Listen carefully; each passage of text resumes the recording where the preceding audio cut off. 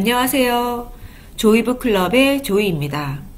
오늘 제가 가지고 온 책은 가지오 이시구로의 남아있는 나날입니다.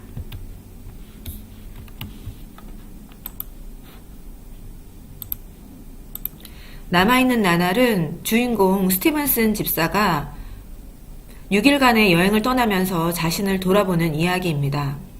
스티븐슨 집사는 인생의 대다수를 정말 대부분을 영국의 달린턴 경에게 헌신했고요. 그 뒤에 주인으로 섬기게 된 패러데이 주인의 덕분에 주인의 포드차를 이용해서 여행을 떠나게 됩니다. 스티븐슨 집사는 굉장히 자신의 일에 대해서 자부심도 있고 또 품위를 지키면서 열심으로 했습니다. 이 열심으로 인하여서 마침내 아버지의 임종까지 못 보게 되는데요. 정말 이 부분에 있어서는 이 사람이 이 일을 정말 열심으로 잘하는구나, 또 이 일로 인해서 자신의 가장 중요한 부분을 놓치게 되는 이 아이러니, 슬픔 이런 것 또한 느낄 수 있었습니다. 스티븐스는 이 책에서 많이 강조하는 것이 품위, 또한 은연중에 영국과 미국의 문화를 비교하는 게 나오는데요.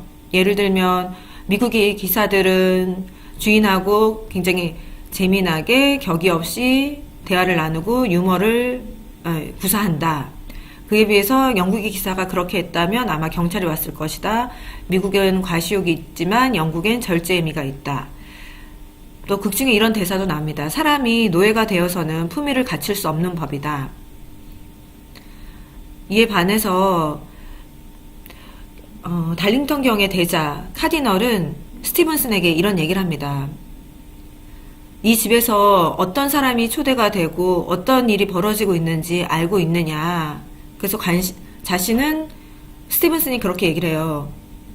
달링턴 경을 믿기 때문에, 주인을 믿기 때문에 이 일은 항상 옳을 것이고 자신은 의심하지 않는다. 그래서 카디널이 이렇게 얘기를 하죠. 하지만 당신이라면 관심을 가지는 게 옳아요. 그러나 안타깝게도 관심을 가지지 않죠. 그래서 마침내 이 달린턴 경이 나치주의여서 마침내 유대인 하녀 2명을 해고하라는 명령이 떨어졌을 때 사실 스티븐스는 켄턴 양만큼이나 마음이 아파하거나 크게 동요되지 않는 지경에까지 이르게 됩니다. 그 장면을 보면서 저는 사실 이 책에서 한나 아렌트의 악의 평범성, 이 단어가 많이 떠올랐거든요. 악의 평범성은 한나 아렌트가 예루살렘의 아이히만이라는 책에서 얘기가 되기도 합니다. 아이히만은 1932년 나치당에 입당을 해서 유대인 담당 부서로 일을 하면서 마침내 유대인 대량 학살을 집행하기까지 이릅니다.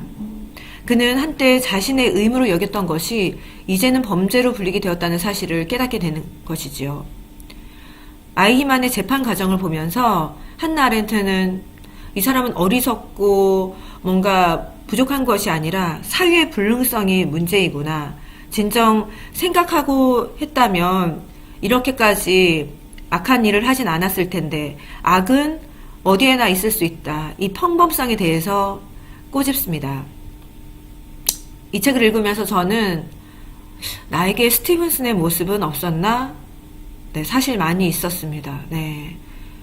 더군다나 지금의 교육은 많이 바뀌었지만 제가 받은 교육만 해도 무조건 권위, 어른들, 학교, 선생님 이거에 대해서 많이 따라했고 은연중에 저도 이 선생님이 훌륭하면 그거에 대해서 많이 따라가려는 일종의 맹목적인 모습까지 있었거든요. 그런가 하면 그럼 켄턴 양의 모습은 없었나? 켄턴 양의 모습은 회사 생활하면서 더 많이 있었던 것 같아요.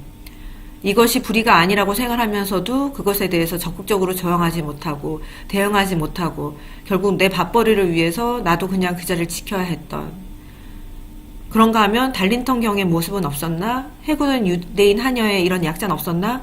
네, 그런 모습도 있었죠. 그래서 이 책을 읽고 나서 제 느낌은 결국 나의 성실함, 나의 이런 꾸준히 행하는 것들이 결국 어디로 향하고 있는가 생각하지 않으면 사고 칠 수 있구나 라는 생각에 이르게 되었습니다. 한번 시간 나실 때 읽어보시면 괜찮을 것 같습니다. 네, 이상 조이북 클럽의 남아있는 나날이었습니다. 감사합니다.